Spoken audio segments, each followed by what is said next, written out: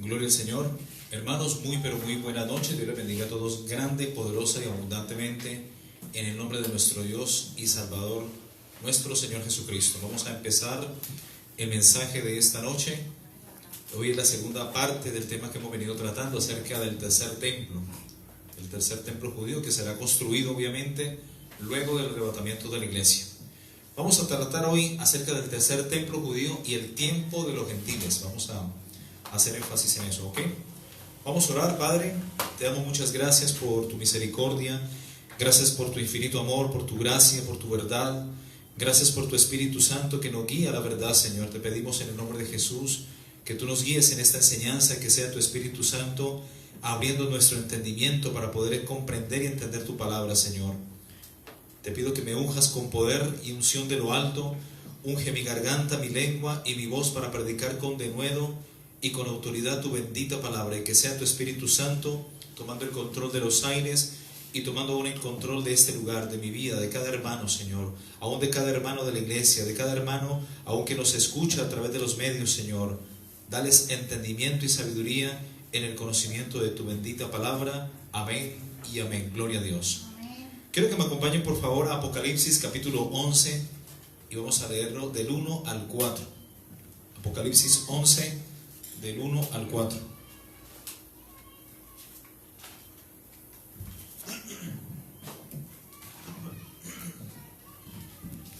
¿Listo? Dice la bendita palabra: entonces me fue dada una caña semejante a una vara de medir, y se me dijo: levántate y mide el templo de Dios, y el altar, y los que adoran en él. Pero el patio que está fuera del templo, déjalo aparte y no lo midas, porque ha sido entregado a los gentiles. Quiero hacer una aclaración aquí. La palabra gentil hace referencia a todos los que no son del pueblo de Israel. No quiere decir que sea buena gente, como algunos dicen, ay, tan gentil. No, gentil viene en la palabra goim, es una palabra hebrea, y del plural goyim, que significa pagano e idólatra. Todo lo que no hace parte de la simiente de Israel son los gentiles. La Biblia dice que Jesús vino a lo suyo, a su pueblo, a Israel, y los suyos, los judíos, no le recibieron, en Juan capítulo 1:11. Mas a todos los que le recibieron, hablando de los gentiles, Dios les dio potestad de ser hechos hijos de Dios. El pueblo de Israel rechaza al Mesías, pero Dios hace de los gentiles un pueblo, la iglesia, ¿ok? De los que obviamente se arrepienten, de los que venimos a Cristo, nos identificamos con Él y lo aceptamos como Señor único y suficiente Salvador personal, ¿ok? Así que seríamos algo así como el olivo injertado en el olivo natural. Seríamos el olivo silvestre, ¿ok? Los gentiles provienen de la tribu de Efraín, ¿ok? En Oseas 4, creo que es el versículo 11, si no me falla la memoria, lo confirma. Oseas, quiero que me acompañen por favor a Oseas antes de continuar. Capítulo 4, versículo, 17. Oseas capítulo 4, 17. Efraín es dado a los ídolos, déjalo. Dice ahí. Y en Oseas 8, más adelante, el versículo 11 también lo confirma. Porque multiplicó Efraín altares para pecar, tuvo altares para pecar, obviamente de idolatría, de prostitución idolátrica. ¿Ok? Aquí está hablando, mis hermanos, en Apocalipsis 11, el apóstol Juan está viendo ya el templo del futuro, que va a ser el tercer templo judío. Él ya lo ve construido, ¿ok? Y en el versículo 2 dice: pero el patio que está fuera del templo, déjalo aparte, no lo midas, porque ha sido entregado a los gentiles. De hecho, en estos tiempos, el pueblo musulmán está pisoteando el monte Moria. Está ahí, prácticamente ellos tienen su culto de adoración en la mezquita de Omar o de Al-Aqsa, ¿ok? Dice: y ellos hollarán la ciudad santa 42 meses. ellos van a estar allí obviamente. En el tiempo de la tribulación el pueblo musulmán va a estar allí, y van a venir gentiles también y van a hollar la ciudad, como dice también la profecía de Lucas capítulo 21. Quiero que me acompañen por favor a Lucas capítulo 21. Aquí el Señor dice claramente, Lucas 21, versículo 20. Pero cuando viereis a Jerusalén rodeada de ejércitos, sabed entonces que su destrucción ha llegado. Entonces los que estén en Judea huyan a los montes, y los que en medio de ella váyanse, y los que estén en los campos no entren en ella, porque estos son días de tribulación, o de retribución, para que se cumplan todas las cosas escritas. Mas hay de las que estén encintas y de las que críen en aquellos días, porque habrá gran calamidad en la tierra e ira sobre este pueblo. Hablando de Jerusalén. Miren lo que dice el capítulo 21, versículo 24. Y caerán a filo de espada, ¿ok? Y serán llevados cautivos a todas las naciones, y Jerusalén será hollada por los gentiles. Es clara, la palabra es clarísima por donde la veamos. Y esto mismo lo viene hablando el profeta Daniel en Daniel capítulo 11, versículo 31. ¿Ok? Pero sigamos, vamos a leer este versículo antes de pasar, por favor, a Daniel capítulo 11, 31. ¿Ok? Dice, y caerán a filo de espada, y serán llevados cautivos a todas las naciones. ¿Quiénes? Los judíos. Y Jerusalén será hollada por los gentiles, hasta que se cumplan los tiempos de los gentiles, hasta que los tiempos de los gentiles se cumplan. ¿Ok? En Daniel capítulo 11, 31, Daniel capítulo 11, versículo 31,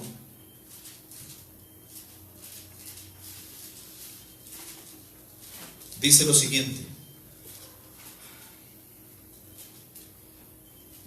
y se levantarán de su parte tropas que profanarán el santuario y la fortaleza, y quitarán el continuo sacrificio, y pondrán la abominación desoladora. Es ahí cuando prácticamente a mitad de la semana 70 el anticristo se va a sentar como queriendo ser Dios en el lugar santo del templo, y va a cometer la abominación desoladora. ¿Ok?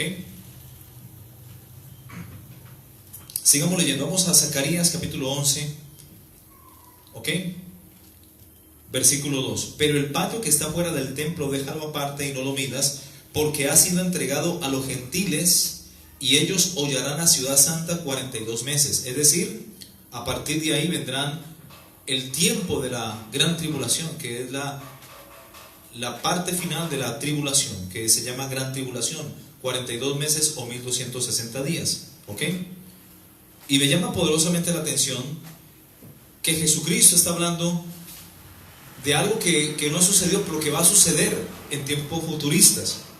Y dice en Lucas 21, 24, volvemos a reiterar, y caerán a filo de espada, los judíos obviamente, y serán llevados cautivos a todas las naciones, y Jerusalén será hollada por los gentiles, hasta que los tiempos de los gentiles se cumplan.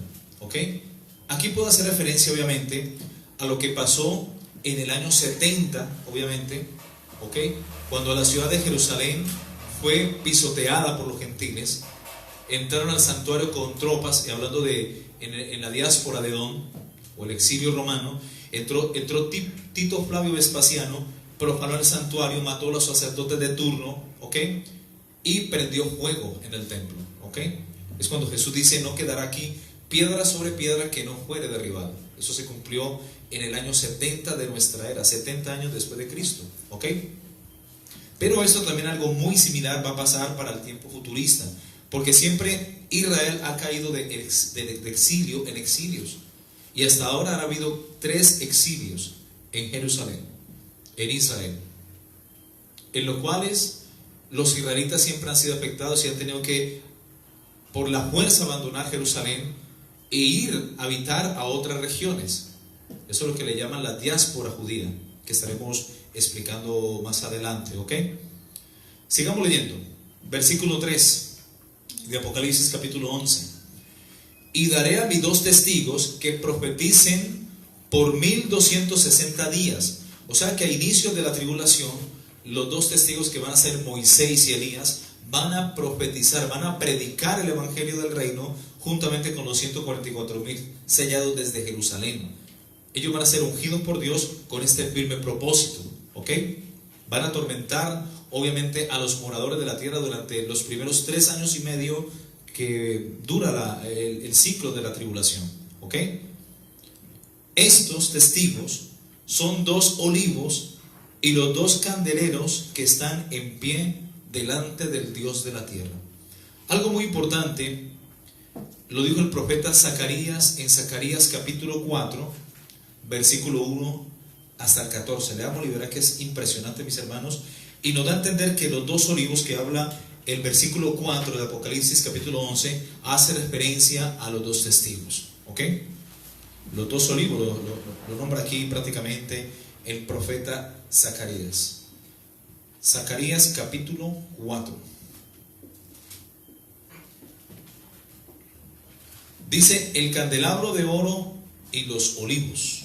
Zacarías capítulo 4 del 1 al 14. Volvió el ángel que estaba conmigo, que hablaba conmigo, y me despertó como un hombre que es despertado de un sueño. Y me dijo, ¿qué ves? Y respondí, he mirado, y aquí un candelabro todo de oro, con un depósito encima, y sus 7 lámparas encima del candelabro, y 7 tubos para las lámparas que están encima de él. ¿Ok? Y junto a él 2 olivos, el uno a la derecha del depósito y el otro a la izquierda. Uno de los emblemas del Estado de Israel, de hecho del escudo del Estado de Israel, es la menorá, que es este candelabro de oro, que tiene 7 copas, que representan las 7 iglesias de Asia Menor, ¿ok? Representa también los 7 ojos de Dios o los 7 espíritus del Dios viviente, y también, como dije, representa las 7 iglesias de Asia Menor. Esto era un mobiliario, este mobiliario tenía que estar en el lugar santo, ¿ya? Era el altar de luz prácticamente. Había 3 piezas en el lugar santo del templo, ¿ok? Y ahí estaba el altar de luz, el lugar de iluminación, que es el candelabro que habla Isaías también, ¿ok? Donde dice, y reposará sobre él, sobre el Mesías, porque esto es figura de Cristo, ¿ya? Y reposará sobre él, como dice a Isaías capítulo, sin embolatar por favor Zacarías 4, Isaías 11, y reposará sobre él el espíritu de Jehová, el espíritu de inteligencia, búsquenlo por favor, ¿ok? El espíritu de sabiduría, el espíritu de inteligencia, ¿ok? El espíritu de consejo y de poder, y el espíritu de conocimiento y de temor de Jehová, y le haré entender diligente en el temor de Jehová, ¿ok?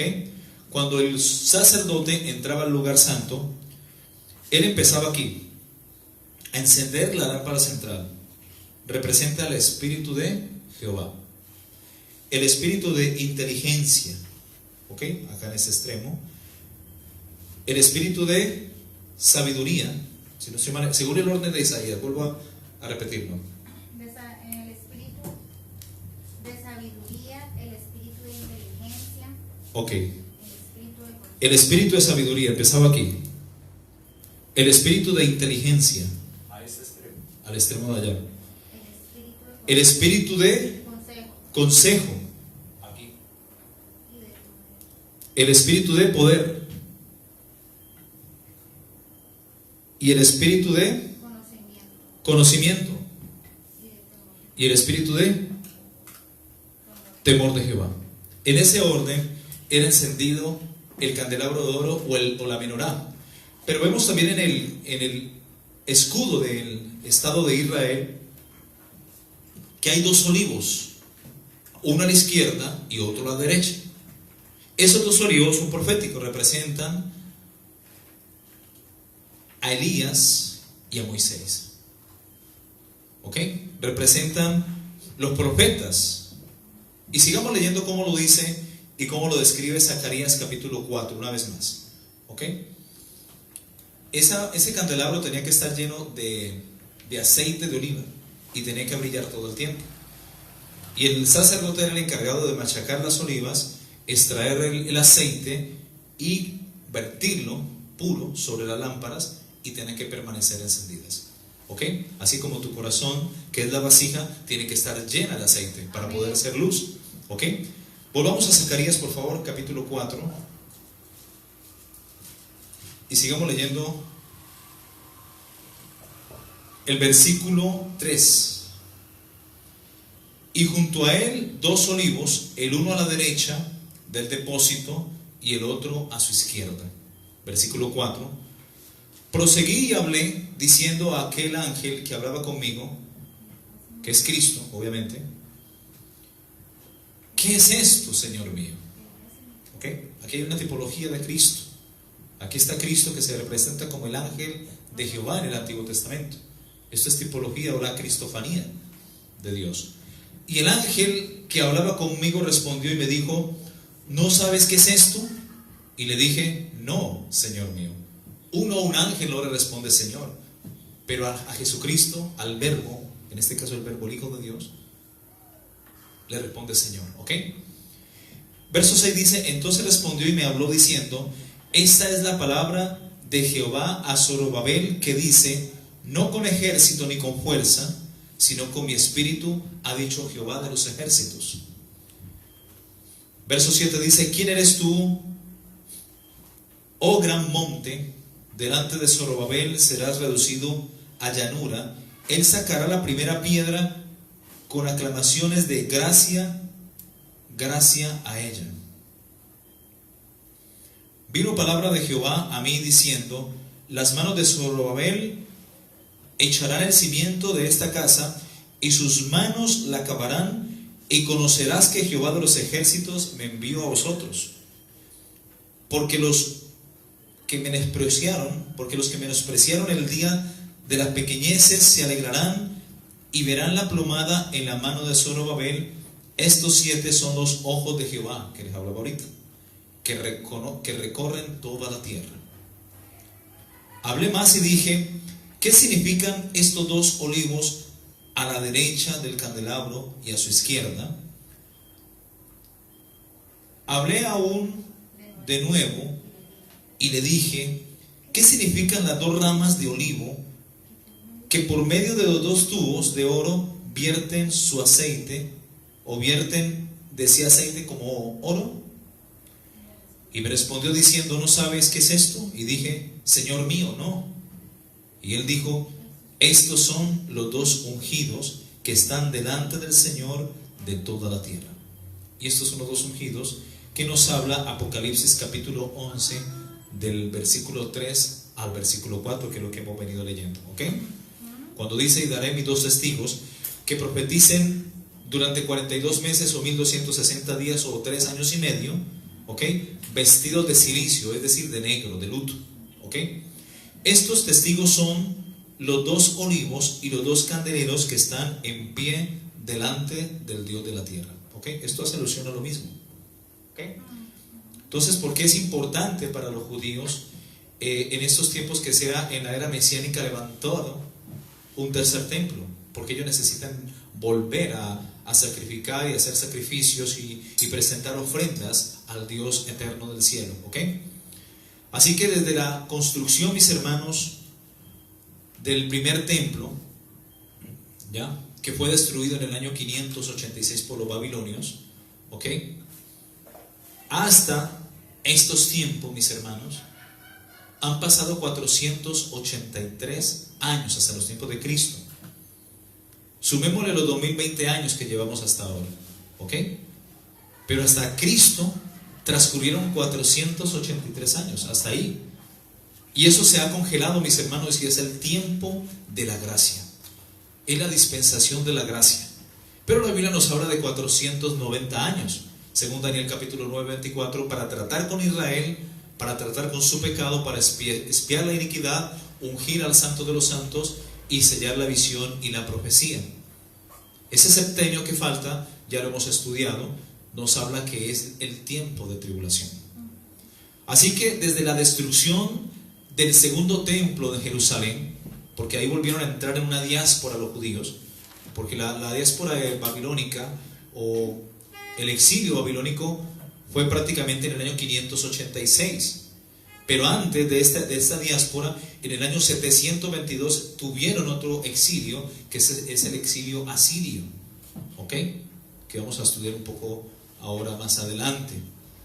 Y desde la destrucción del segundo templo de Jerusalén por las tropas romanas a mando del emperador Tito Flavio Vespasiano, que fue alrededor del año 70 de nuestra era después de Cristo, desde ese entonces los judíos han venido orando, hermanos, por la reconstrucción de un tercer templo. Recordemos que desde ese tiempo que fue destruido el templo, lo único que le ha quedado a los judíos básicamente es el muro de las lamentaciones.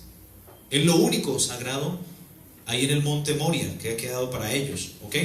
Que les brinda una esperanza, ¿ok? Y ellos siguen orando y clamando a Dios por la aparición del Mesías. Ellos ahí desde Jerusalén, en el muro de los lamentos, los judíos ortodoxos vienen clamando por la reconstrucción de un tercer templo, para volver obviamente a hacer sus sacrificios y rituales, ¿ok? Así que, mis hermanos, los judíos han venido orando a Dios por esta reconstrucción. Esto lo hacen todos los días, mis hermanos, con el fin de que sean reanudados una vez más los sacrificios y rituales sacerdotales. Esto hace parte, mis hermanos, del tradicional rezo o oración que los judíos ortodoxos hacen día tras día, y lo hacen durante 3 días, durante 3 veces al día, y lo hacen precisamente junto al muro de los lamentos, esperando obviamente el cumplimiento de las profecías que anuncian la llegada de un Mesías, el nacimiento de un Mesías. Hay que entender que los judíos siguen esperando el Mesías, pero el Mesías ya vino hace 2020 años. El problema es que ellos no lo recibieron, ellos no lo aceptaron como el Mesías. Pero cuando aparezca en esos tiempos el anticristo, luego del arrebatamiento de la iglesia, ellos van a creer en un falso Mesías, van a ser engañados por los mismos 42 meses iniciales, o 1260 días, o 3 años y medio que dura la tribulación, ¿ok? Cuando el anticristo se siente en el trono de Dios, en el lugar santo del templo, ahí va a cometer la abominación desoladora, y empezará entonces los otros 42 meses que corresponden a la gran tribulación, ¿ok?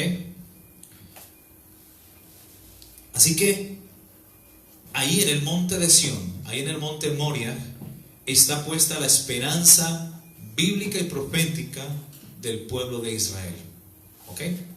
Por eso los vemos allí vestidos de cilicio, obviamente, y clamando a Dios, gimiendo, orando, ahí en el muro de los lamentos, ¿ok? El atrio que está fuera del templo es el atrio de los gentiles, como lo confirma obviamente el versículo 2, ¿ok? Pero el patio que está fuera del templo, déjalo aparte y no lo midas, porque ha sido entregado a los gentiles, ¿ok? Y este lugar ha sido denominado por el Señor en su palabra como el atrio de los gentiles. Los 2 testigos, bien sabemos todos que son Moisés y Elías. Moisés representa la palabra escrita, ¿ok? La Torá, el Tanaj, ¿ok? Es la palabra escrita. Y Elías representa la voz profética de Dios. Es decir, representan ambos la ley y los profetas, que fue lo mismo que le dijo Padre Abraham en Lucas capítulo 16. Le dice al hombre rico: a Moisés tiene y a los profetas. ¿Y qué más le dijo? Óiganos. Moisés es la palabra escrita, y los profetas es todo aquel que te anuncia las buenas nuevas de Dios, ¿ok? Ahí lo dice claramente, apunte la cita, Lucas capítulo 16, versículo 29. Y Abraham le dijo al rico: a Moisés y a los profetas tienen. Óiganos, aquí vuelven a aparecer Moisés y los profetas, ¿ok? Bendito es el nombre de Jesús. Así que los 2 testigos que nos nombra la Biblia van a ser Moisés y Elías, es decir, la ley y los profetas, la Torá y el Talmud, el Tanaj o el Tanash, que es la Biblia hebrea, o conjunto de los 24 libros canónicos del judaísmo. Durante 3 años y medio los 2 testigos o estos profetas estarán vigentes en el templo, y luego el gobernante mundial que quiere sentarse en el templo de Dios, ¿ok?, va a eliminarlos, los va a matar, los va a asesinar y va a quitar su vigencia, obviamente hasta que ellos hayan terminado su propósito, y su propósito va a ser predicar el evangelio desde Jerusalén, atormentar los moradores de la tierra con el mensaje de Dios. Para aquellos tiempos la tierra, la humanidad va a estar llena prácticamente de apostasía, y estos 2 profetas van a atormentar con su predicación a todos los moradores de la tierra, ¿ok? A ellos darán paso a quienes, a los 144,000 sellados que empiecen a predicar desde Jerusalén y por todo el mundo el evangelio del reino, ¿ok? Que nos habla de segunda venida de Cristo y obviamente del reino milenial, ¿ok? El anticristo obviamente sabemos que se va a sentar en el templo de Dios, en el lugar santo.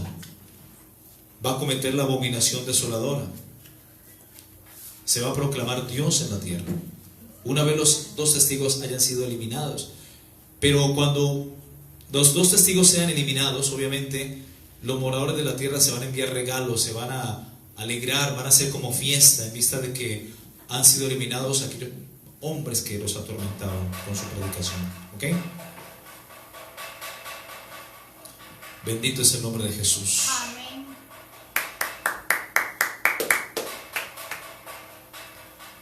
Ahí se darán cuenta, mis hermanos, los judíos, cuando ya hayan sido engañados por el anticristo, que el templo físico no es la clave. De hecho, ellos van a tener que huir de Jerusalén. En vista de tal abominación desoladora, los judíos van a tener que abandonar Jerusalén. Por eso Jesús dijo en Mateo capítulo 24, los que estén en Judea, huyan a los montes. Así lo dice, ¿verdad? Los que estén en Judea, en Jerusalén, huyan a los montes. El que esté en la azotea no descienda para tomar algo de su casa, y el que esté en el campo no vuelva atrás para tomar su capa. Mas hay de las que estén en cinta y de las que críen en aquellos días. Orad que vuestra huida no sea en invierno ni en día de reposo, porque habrá entonces gran tribulación, cual no la ha habido desde el principio del mundo hasta ahora, ni la habrá. A partir de ahí es cuando recién va a empezar la gran tribulación y los juicios de Dios, que van a ser derramados sobre la tierra en trompetas y obviamente en las copas de la ira, ¿ok? Cuando Juan recibe la revelación de los eventos por suceder, con referencia al templo, su medida, acerca de que los gentiles van a hollar la santa ciudad, y cuando le dice que no midiese el atrio o el patio que está fuera del templo, en esos momentos Juan, en esta visión de Juan capítulo de Apocalipsis 11, ¿ok?, él miraba un tercer templo que se construiría en el futuro, porque alrededor de más o menos 20 años atrás que el templo de Jerusalén ya había sido derribado. Obviamente que todos ya sabemos que esto fue por las tropas romanas en el año 70, ¿ok? Nos podemos hacer una idea de que lo que sentía Juan al recibir estas revelaciones era algo muy duro, y lo que aún podrían sentir las iglesias que la leyeran cuando se anunciara aquí un templo que no estaba, lo cual daba a entender que se trataba de un templo en el futuro, el cual todavía a la fecha de hoy, casi ya 2000 años después, no se ha construido aún. Aunque ya está todo preparado para ello, bien podría tratarse de un templo del cielo, o ese templo se construiría para cumplir la profecía final, o como muchos piensan, que es el que se construiría refiriéndose al templo de Ezequiel, descrito en Ezequiel capítulo 40 al 47. Es también considerado como el templo del milenio. Pero la Biblia nos da a entender que será un templo físico construido en Jerusalén, en los tiempos finales, luego del arrebatamiento de la iglesia. Sobre el templo de Apocalipsis 11, el versículo 19, nos dice que el templo estaba en el cielo. Y se refiere al templo que verán quizás los moradores de la tierra cuando Cristo venga y el cielo se abra, obviamente venga su segunda venida, y van a poder ver el templo de Dios en el cielo. ¿Ok? Antes del nuevo cielo, que es modelo del que se hace en la tierra, pero sin los sacrificios, pues el Cordero, que es Cristo, ¿ok? Él es el templo. La existencia futura de un tercer templo para la restauración de la ley de Moisés por parte de los sacerdotes de Israel será el último evento por el cual Dios mostrará al pueblo de Israel que sin su Hijo Jesús no hay salvación ni hay paz. Y que Él ya vino y murió en la cruz hace más de 2000 años, y que su Hijo, Jesucristo, el Hijo de Dios, es el que quita el pecado del mundo, tanto de judíos como de gentiles. ¿Ok? Apocalipsis capítulo 1, 19 dice: y el templo de Dios fue abierto en el cielo, y el arca de su pacto se veía en el templo, y hubo relámpagos, voces, truenos, un terremoto y grande granizo. Aquí nos habla prácticamente de la segunda venida de Cristo. ¿Ok? Pero este no es el estado definitivo de la eternidad, con un templo con funciones del Antiguo Testamento, sino que la palabra nos dice que vendrá un nuevo cielo y una nueva tierra en la que la nueva Jerusalén, en la que viene la nueva Jerusalén y en la que no hay ya templo. Apocalipsis 21, 22 dice: y no vi en ella templo, porque el Señor Dios Todopoderoso es el templo de ella y el Cordero. ¿Ok? Por otra parte, salta a la vista que los tiempos que vivimos son ya anunciados en la Biblia como unos tiempos en los que se levantará un poder y un sistema que va a gobernar el mundo, el anticristo, un poder gobernador del mundo. Va a aparecer el enemigo de Dios y enemigo de todo lo que confiese a Dios.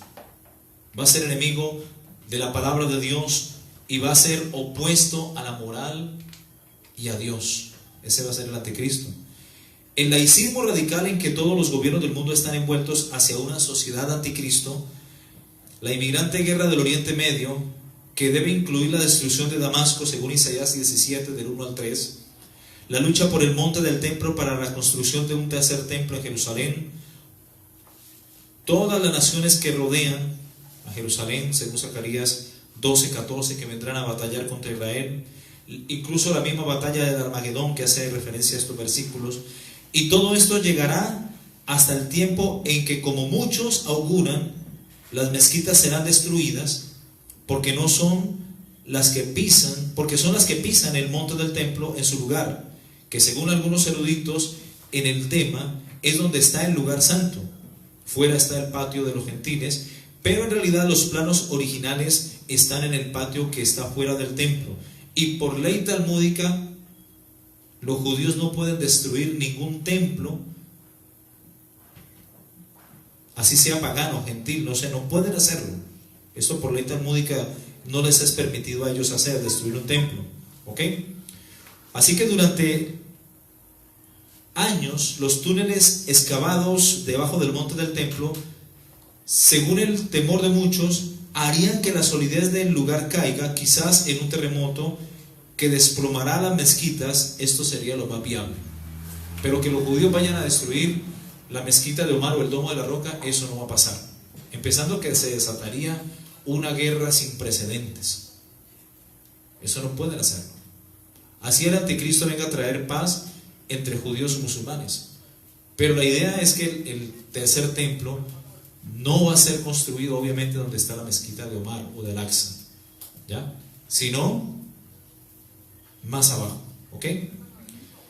Todos los preparativos para la construcción de un tercer templo ya están listos por parte del Instituto del Templo de Israel. Ya en este momento ya ha nacido la vaca roja, que proféticamente es Cristo y simboliza a Cristo. Ya tienen los vestidos sacerdotales listos, ya tienen los utensilios y todo cuanto se ha podido recuperar y construir acorde con las medidas y materiales exactos, porque en la Biblia están todos estos datos, en el libro de Éxodo y en muchas partes de la Biblia, Zacarías, en fin. Es ahora que se están terminando de completar los materiales para la construcción. Los sacerdotes y la esperada venida del Mesías. En línea con Isaías 60, por parte gentil, tenemos los movimientos carismáticos norteamericanos en defensa de Israel y para la construcción del templo en cumplimiento de las profecías. ¿Ok? Daniel 9:27 dice: y por otra semana el anticristo va a confirmar el pacto con muchos, y a la mitad de la semana 70 dice que el anticristo va a hacer cesar el sacrificio y la ofrenda. Después, con la muchedumbre de sus abominaciones, vendrá el desolador, que es el mismo anticristo, hasta que venga la consumación y lo que está determinado sobre el desolador, que es el anticristo, se derrame, que va a ser obviamente la ira de Dios. Daniel capítulo 11:31 dice: y se levantarán de su parte tropas que profanarán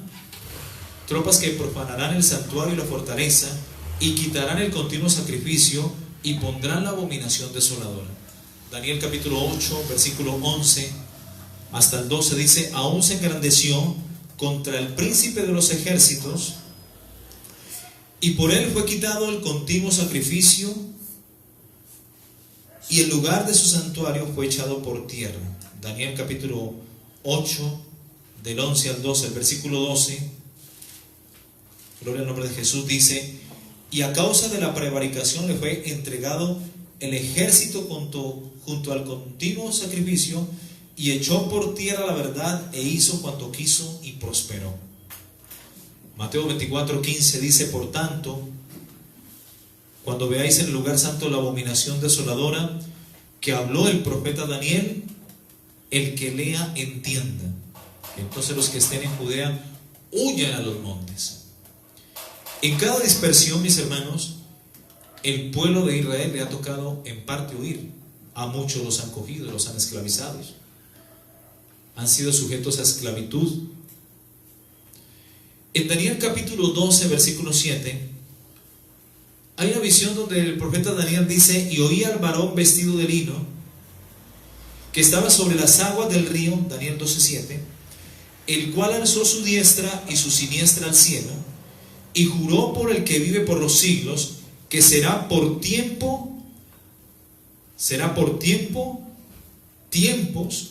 y la mitad de un tiempo. Tiempo, un año; tiempos, 2 años; y la mitad de un tiempo, medio año. Es decir, 3 años y medio, 42 meses. Miren lo que dice la parte final: y cuando se acabe la dispersión del poder del pueblo santo, todas estas cosas serán cumplidas. Los judíos van a tener que huir de Jerusalén cuando ocurra la abominación desoladora. Por eso Jesús dijo: los que estén en Judea huyan a los montes. ¿Ok? Claramente lo dijo.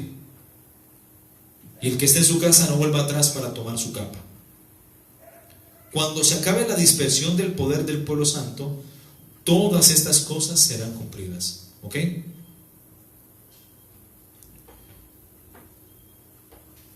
Vamos a hablar un poco acerca de qué es una diáspora o qué es la dispersión.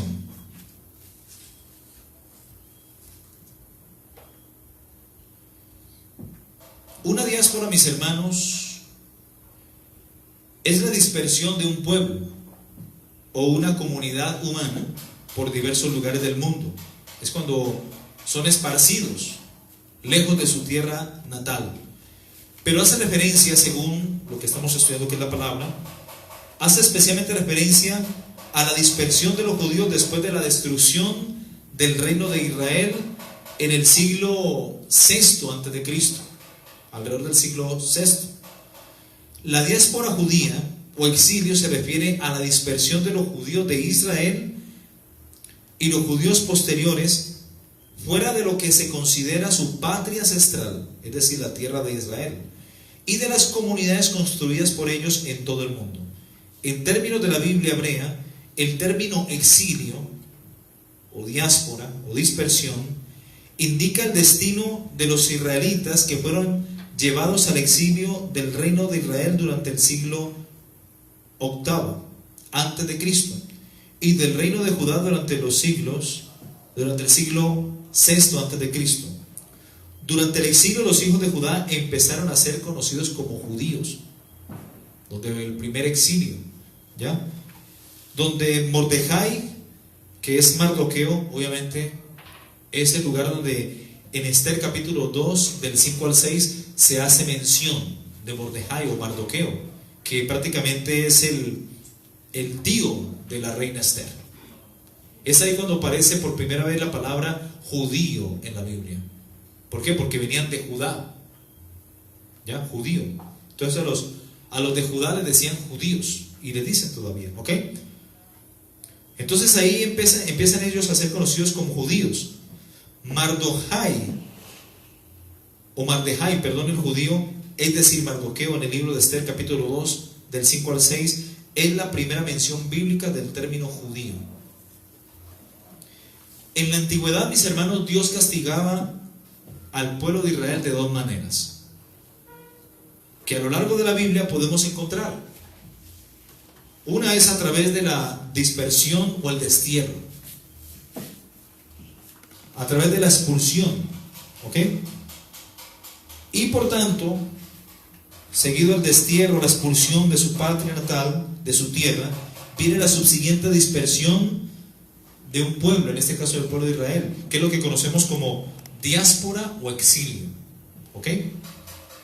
Y a través del exterminio o muerte también de algunos de sus habitantes. Estas son las dos formas como Dios castigaba al pueblo de Israel: con el exilio o destierro o expulsión, y con el exterminio o muerte, cuando el pueblo pues desobedecía las leyes de Dios. Por ejemplo, cuando Adán pecó, ¿qué pasó? ¿Qué le pasó a Adán y a su mujer cuando pecaron? ¿Fueron qué? Expulsados del huerto. Y es ahí cuando Dios coloca dos querubines con dos espadas, y sus espadas se revolvían para impedir el regreso de ellos al huerto del Edén. ¿Ok? Véase Génesis capítulo 3 del 22 al 24. Ahí lo dice claramente. Entonces esto lo vemos desde Adán. La consecuencia del pecado, obviamente, para Dios es la muerte, pero también para su pueblo es el destierro. En este caso, todo lo que el pueblo de Israel tuvo que pasar.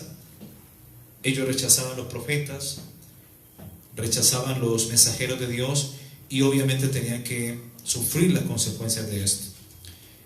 Génesis 3:22 dijimos, ¿no? Sí, señor. Dice: y dijo Jehová Dios, he aquí el hombre es como uno de nosotros, sabiendo el bien y el mal. Ahora pues que no alargue su mano y tome también del árbol de la vida y coma y viva para siempre. Versículo 23 dice: y sacó Jehová del huerto de Edén, y lo sacó Jehová del huerto de Edén para que labrase la tierra de que fue tomado. Y dice el 24, ojo: echó pues fuera al hombre y puso al oriente del huerto de Edén querubines y una espada encendida que se revolvía por todos los lados para guardar el camino del árbol de la vida. ¿Ok? Entonces, aquí vemos un destierro inicial. Cómo Adán y Eva fueron expulsados prácticamente del huerto. El primer exilio que ocurrió fue en el año 722 a.C.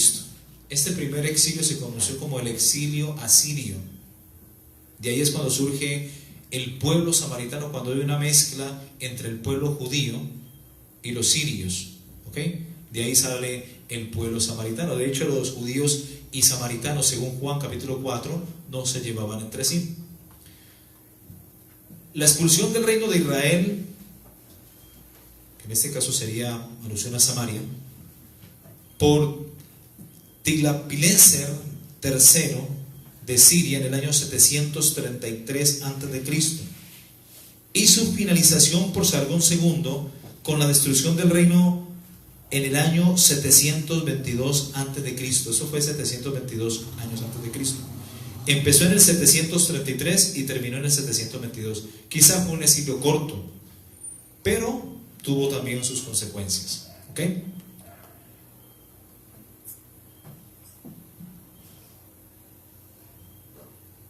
después del final asedio de 3 años por Salmanasar V, comenzó en Samaria.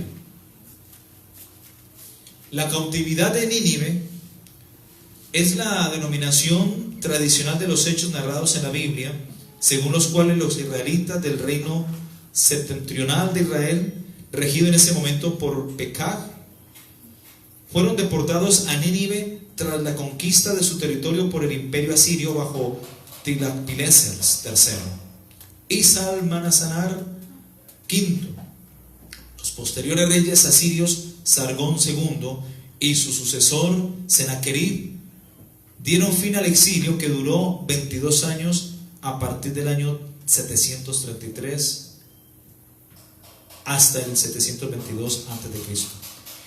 El pueblo del reino del norte de Israel fue llevado al exilio después de la derrota por los asirios y la caída de Samaria. Los israelitas fueron transportados a Asiria en etapas, comenzando por los estratos superiores de la sociedad, y fueron reemplazados por inmigrantes de todas partes del imperio asirio. Las 10 tribus perdidas de Israel se originaron en este cautiverio. Los israelitas tuvieron que compartir su tierra con estas personas cuando regresaron del exilio después de la caída de los asirios. Este fue el origen del pueblo samaritano. Ahí es cuando surgen los samaritanos, ¿ok? El exilio babilónico, ¿ok?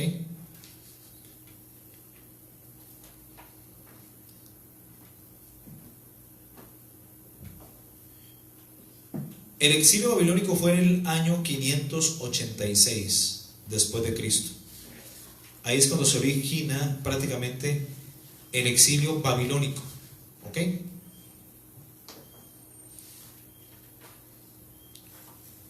Este fue prácticamente el segundo exilio, el cual continuó con el exilio de una parte de la población del reino de Judá en el año 586.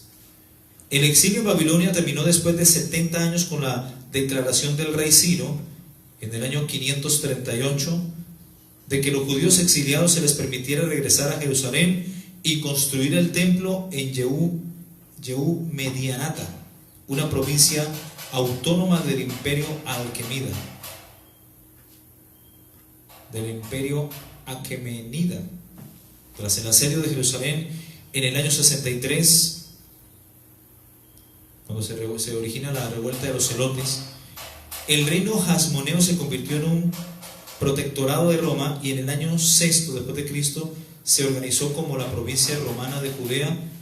Su periodo de duración fue 70 años. Ese fue el exilio babilónico, cuando el emperador Tito Flavio, no es el romano, el babilónico es cuando el rey Nabucodonosor II destruye Jerusalén. Entra a Jerusalén, destruye el templo, ¿ya? Y prácticamente ahí es cuando ya entra Esdras y entra Nehemías a buscar reconstruir el lugar de adoración de los judíos, ¿ok? El tercero es el exilio de Edom, o el exilio romano, en el año 70 después de Cristo, ¿ok? Este es el tercer exilio, en el año 70.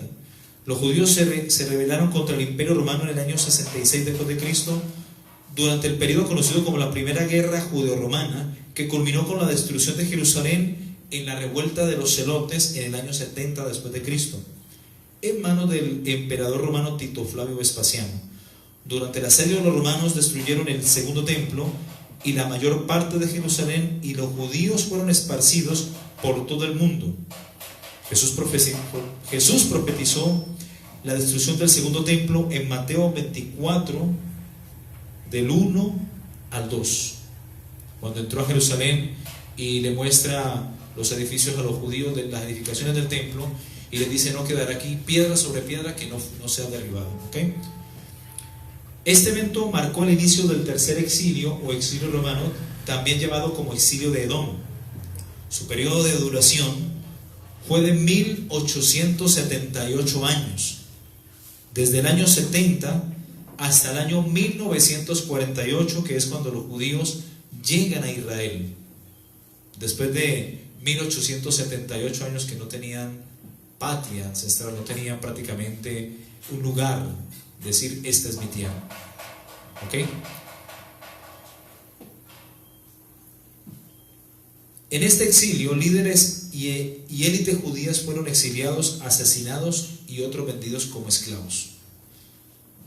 A lo largo de gran parte de la historia judía, la mayoría de los judíos vivieron en la diáspora. En el año 132 después de Cristo, los judíos bajo el mando de Bar Kokhba se rebelaron contra Adriano. En el año 135 después de Cristo, el ejército de Adriano derrotó a los ejércitos judíos y la independencia judía se perdió. Y como castigo, Adriano cambió el nombre de Jerusalén, lo cambió a Aelia Capitolina. Eso fue en el año 135 después de Cristo. Y esto lo hizo en honor al dios Sol, al fin romano, pagano, idólatra. Y a partir de ahí convierte a Jerusalén en una ciudad pagana y prohibió a los judíos vivir allí. Judea y Samaria pasó a llamarse Siria, Palestina, o Siria, Palestina, o Siria o Palestina, que realmente en honor a la verdad histórica y bíblicamente no existe. Ellos no tienen cultura, no tienen datos históricos que hablen de su lengua, de sus historias, su comida, nada de su cultura, no hay nada, no hay registros históricos. ¿Por qué? Porque esto se lo dio un sacerdote católico en honor al monte Palatino. ¿Ok? El nombre Palestina entonces fue dado por el Imperio Romano en honor a uno de los 7 montes de Roma, llamado el monte Palatino. La palabra Palestina proviene del latín Palestine y del griego Pelastaine y Filistea, y del hebreo Pereshet, que significa Filistea o tierra de los filisteos. Y los filisteos, en honor a la verdad, fueron destruidos 600 años antes de Cristo. Los últimos fueron los de David y Goliat, esos gigantes y todos esos filisteos de esa época. Eso fue 600 años antes de Cristo. Para el final de los tiempos, Dios hará juicio contra todas las naciones que quieran venir contra Israel. Véase Joel capítulo 3 del 1 al 15 y Zacarías 14 del 1 al 5. ¿Ok? Gloria a Dios.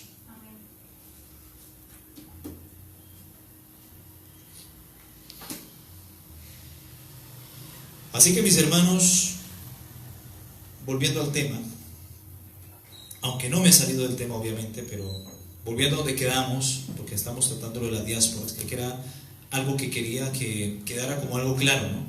Porque Daniel capítulo 12, versículo 7 dice: y oía al varón vestido de lino que estaba sobre las aguas del río, el cual alzó su diestra y su siniestra al cielo, y juró por el que vive por los siglos, que será por tiempo, tiempos y la mitad de un tiempo. Y cuando se acabe la dispersión del poder del pueblo santo, todas estas cosas serán cumplidas. Aquí nos está hablando lo que pasará en tiempos de tribulación con el pueblo de Israel. Cuando ocurra la abominación desoladora, obviamente va a haber otra diáspora, va a haber otro exilio prácticamente, pero Dios va a tener el control de este exilio, como siempre lo ha tenido obviamente. Pero Dios va a guardar a su pueblo Israel, ¿ok? Lo va a proteger según la profecía de Apocalipsis capítulo 12 del 13 al 17. Dios va a preservar durante 42 meses a la mujer que es Israel. Los va a guardar, lo va a sustentar incluso con maná del cielo, que es comida de ángel, ¿ok? Por eso en Mateo capítulo 24, 15 dice: por tanto, cuando veáis en el lugar santo la abominación desoladora que habló el profeta Daniel, el que lea entienda.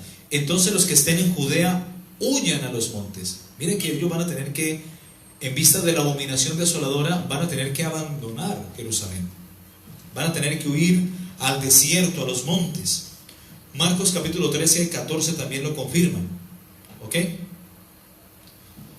Apocalipsis 12, 13 y 14.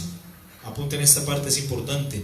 Y cuando vio al dragón que había sido arrojado a la tierra, persiguió a la mujer, que es Israel, que había dado a luz a su hijo varón.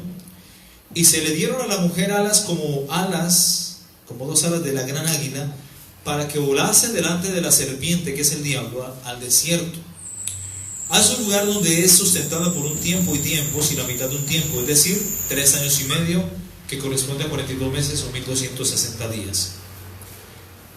Dice la Biblia que cuando veáis en el lugar santo la abominación desoladora, es decir, puesta donde no tiene que estar.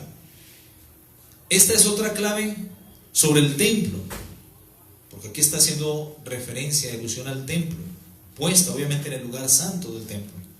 Siempre se ha interpretado identificándolo con la estatua pagana que los romanos pusieron en el lugar del templo tras el año 70 después de Cristo. Sin embargo, la interpretación bien podría ser que la abominación se cumpla porque se construye el templo en el lugar equivocado, pues el texto da a entender, puesta donde no debe estar. Aunque el apóstol Pablo afirma que el anticristo sí se sentará en el lugar santo del templo judío y se hará pasar por Dios, cometiendo de esta manera la abominación desoladora. En el Antiguo Testamento, aquí hay un caso muy particular, vamos a hablar de 2 casos particulares que nos hacen alusión a una desolación o una abominación desoladora que ocurrió también en los tiempos del rey Usías. ¿Ok? El rey Usías se rebeló contra Dios, contra el Señor de los cielos, contra el Dios de sus antepasados. Y se atrevió, mis hermanos, a entrar en el lugar santo del templo, junto al altar de incienso, delante de los sacerdotes. Y a partir de allí, mis hermanos, la consecuencia fue que su frente se cubrió de lepra. Desde ahí se llenó de lepra Usías, el rey Usías, porque como rey no tenía que hacer nada en el templo. Estaba profanando en un lugar que no le corresponde. El que tenía que estar allí es el sacerdote, el levita, el que ministra, no el rey. Leamos 2 de Crónicas 26, 19. Ahí está esta cita. Esto del templo es algo muy, muy, muy delicado, mis hermanos. 2 de Crónicas, capítulo 26, 19. Para que quede constancia de lo que leímos. Entonces Usías, teniendo en la mano un incenciario para ofrecer incienso, ¿ok?, se llenó de ira, y en su ira contra los sacerdotes, vamos a leer lo que leí mal. Entonces Usías, teniendo en la mano un incenciario para ofrecer incienso, se llenó de ira, y en su ira contra los sacerdotes, la lepra le brotó en la frente delante de los sacerdotes en la casa de Jehová, junto al altar del incienso. Y le miró el sumo sacerdote Azarías y todos los sacerdotes, y aquí la lepra estaba en su frente, y le hicieron salir apresuradamente del lugar, y él también se dio prisa a salir porque Jehová lo había herido. Tremendo, ¿no? ¿Qué tenía que hacer ese rey? Nada, no era un lugar para él, por tanto le dio lepra, porque estaba puesto donde no tenía que estar. Antes de la remodelación del segundo templo a cargo del rey Herodes y su destrucción por parte del emperador Tito Flavio Vespasiano, que fue en el año 70, ocurrió otra profanación del templo, y eso fue alrededor del año 137 antes de Cristo. 137 años antes de que Jesucristo naciese. Un rey griego llamado Antíoco Epífanes, él realiza una abominación desoladora. Él entra al templo, sacrifica un marrano, un chancho, ¿ok?, lo hace dentro del templo y coloca la estatua ahí en el lugar santo del templo de Jerusalén. Coloca la estatua del dios Zeus, un dios pagano. lo coloca ahí en el lugar del santo. Recordemos que para los judíos el cerdo, según el libro de Levítico capítulo 11 del 3 al 8, el cerdo es considerado un animal inmundo. El cerdo representa la inmundicia, representa el pecado y representa a los demonios. Y luego del arrebatamiento de la iglesia vendrá, mis hermanos, otra profanación, y la Biblia lo llama una abominación desoladora. Y es cuando el anticristo, mis hermanos,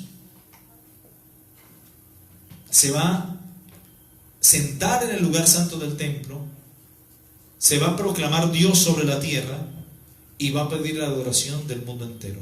Él se sentará en el trono de Dios del lugar santo como Dios, siendo hombre, y se hará pasar por Dios. Esto lo confirma Ezequiel capítulo 28, versículo 2. Ezequiel capítulo 28, versículo 2. Ahí lo confirma. Hijo de hombre, di al príncipe de Tiro, así ha dicho Jehová el Señor, por cuanto se enalteció tu corazón y dijiste, yo soy un Dios, en el trono de Dios estoy sentado, en medio de los mares, siendo tú hombre y no Dios. ¿Ok? ¿De dónde surgirá el anticristo? Del mar, de las aguas, naciones, pueblos, muchedumbres y lenguas. Y has puesto tu corazón como corazón de Dios. En segunda de Tesalonicenses, el apóstol Pablo ratifica este evento futurista que va a suceder luego del arrebatamiento de la iglesia a la mitad de la semana 70. Segunda de Tesalonicenses capítulo 2, versículo 3 y 4. Nadie os engañe en ninguna manera, porque no vendrá sin que antes venga la apostasía y se manifieste el hombre de pecado, el hijo de perdición. Versículo 4. El cual se opone y se levanta contra todo lo que se llama Dios o es objeto de culto, tanto que se sienta en el templo de Dios como Dios, haciéndose pasar por Dios. Así que mira que siempre el enemigo ha querido colocar lo suyo. El diablo siempre ha querido sentarse en el trono de Dios. Fue lo que quiso hacer en el tercer cielo. De ahí fue expulsado. Quiso también, utilizando un rey pagano, Antíoco Epífanes, quiso utilizar a este hombre en el año 137 para colocar un marrano, un cerdo, en el lugar santo del templo. Y no contento con eso, colocar una estatua del dios Zeus, un dios totalmente pagano. Eso es profanación. Pero el anticristo va a hacer lo mismo, mis hermanos, en tiempos de tribulación, a mitad de la semana 70. ¿Ok? Según las diversas hipótesis para la construcción del templo, un estudio ubica el templo en el mismo lugar de la cúpula de la roca o el domo de la roca, la famosa construcción con la cúpula de oro que se ve en todas las imágenes de la ciudad, que resalta en oro. Por ley talmúdica, esto es una hipótesis, no es algo que va a ser real, es lo que de pronto muchos pueden afirmar, porque quizás desconocen muchas cosas reales, ¿verdad? Porque en ese lugar, primero que todo, allí sacrificaban y hacían holocaustos y sacrificios, y de hecho había templo dedicado a dioses paganos como Istar, Astarte, Afrodita, ¿ya? O Astarot.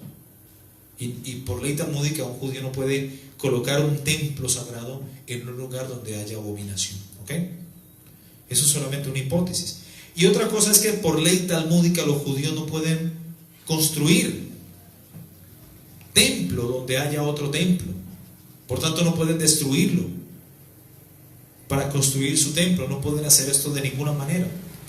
Una vez se empieza a construir el tercer templo, luego del arrebatamiento de la iglesia, el tiempo de los gentiles se habrá cumplido.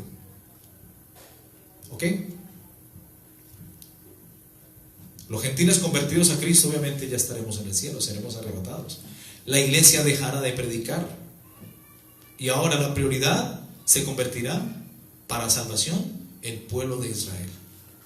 Esa va a ser la prioridad para Dios en tiempos de tribulación.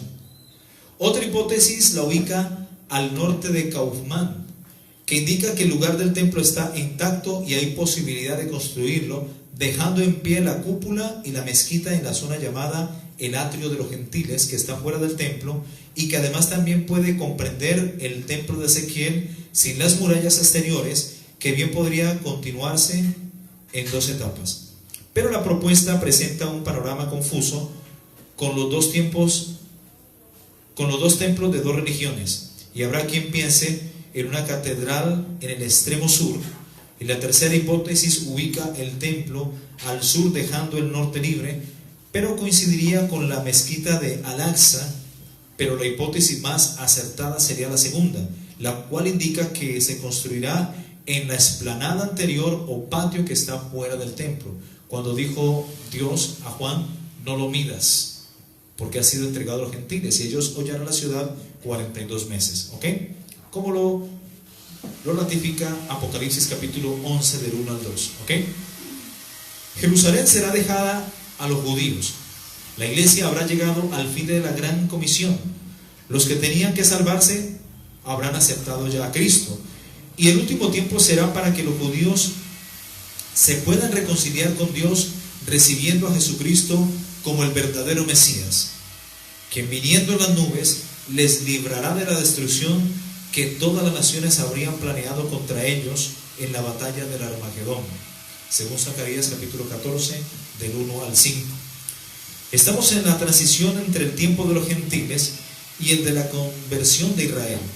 El fin del tiempo de los gentiles implica que el monte del templo de Jerusalén ya no sería pasado a la historia, ni tampoco sería pisoteado por ningún gobierno, etnia ni religión, más que por los judíos. Hoy son muchos, y aún los musulmanes, que son gentiles, los que pisan el monte del templo. Esta situación para algunos no tiene otro fin que la destrucción de las mezquitas o el dominio de este lugar santo por los judíos. Según algunos estudiosos del tema, el templo de Ezequiel se construiría durante el milenio, durante los 1000 años. ¿Ok? Ezequiel 43:12, apunte la cita. Esta es la ley de la casa sobre la cumbre del monte, el recinto entero, todo en derredor será santísimo. He aquí que esta es la ley de la casa. Este pasaje bíblico de Ezequiel 43 nos dice que el recinto entero será santísimo, por lo que no puede haber mezquita ni otra cosa. Todo será santísimo y alusivo a Dios para el templo. De hecho, en Apocalipsis capítulo 11:1 se da la orden al apóstol Juan que mida el templo de Dios y el altar. En ningún momento dice que mida el templo del anticristo. Una cosa es que el anticristo dará la orden para su construcción luego del arrebatamiento, pero este lugar será consagrado y dedicado a Dios.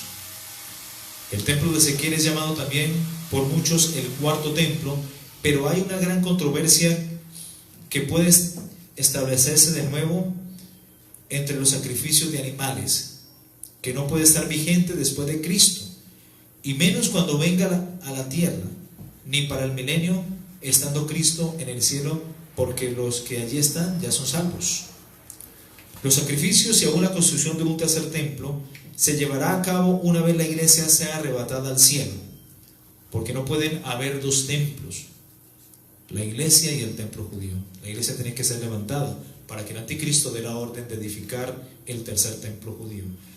La última semana de la profecía de las 70 semanas de Daniel 9:24 al 27 se cumpliría al estar de nuevo construido el templo.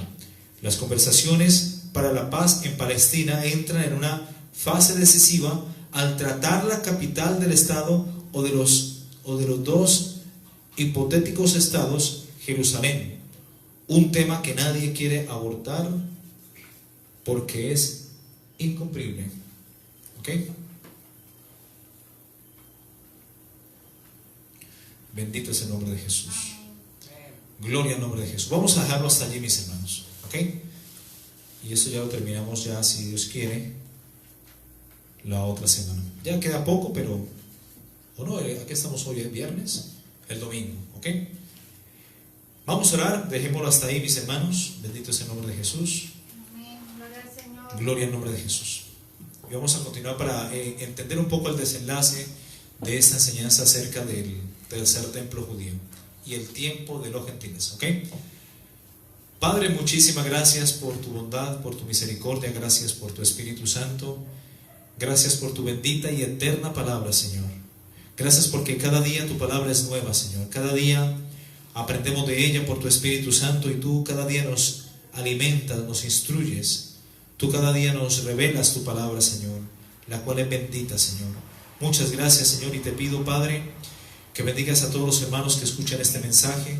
Te pido que bendigas a la iglesia, Señor, a los hermanos que aún nos escuchan a través de las redes en los diferentes países, Señor. Bendícelos en gran manera, Señor, grande y poderosamente, en el nombre de Jesús. Gracias, bendito Dios. Amén y amén. Gloria a Dios. Gloria al nombre de Jesús. Desde ahora y para siempre. Gloria a Dios. Gracias, Señor.